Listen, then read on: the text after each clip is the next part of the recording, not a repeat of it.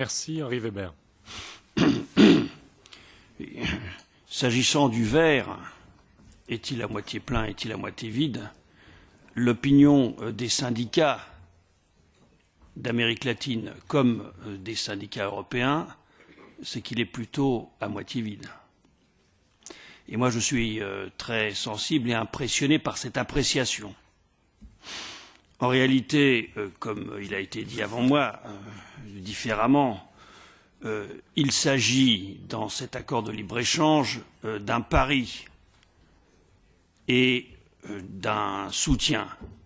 Le pari est audacieux et peut-être même hasardeux. Le pari, c'est que le verre va se remplir. Et donc qu'il faut faire foi dans la possibilité de ces pays de progresser dans une transition vers l'état de droit. Bon, c'est un pari. Mais faisons-le, soyons optimistes, pourquoi pas. C'est aussi un soutien, puisque cet accord va améliorer sans doute la situation économique, bon, peut-être à la marge, mais l'améliorera néanmoins. Et c'est une façon aussi pour les Européens d'aider à cette transition. Bon. De toute manière, il comporte des clauses de révision et un groupe de vérification.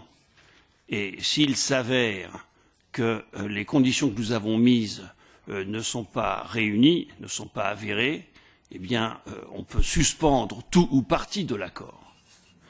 Mais néanmoins, puisque M. Caspary a soulevé le problème, qu'est-ce que ça changerait sur le plan économique et social? C'est une bonne question.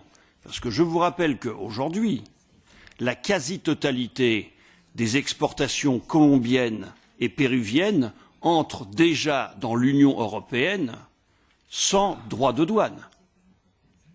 Et que l'intérêt de cet accord, si nous le ratifions, c'est d'éviter que cette situation soit remise en cause lorsqu'on rediscutera du CGP.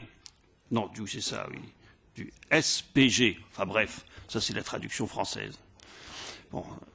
Bien, donc, j'aimerais entendre les syndicats, les ONG, et je crois que leur appréciation, on doit en tenir compte.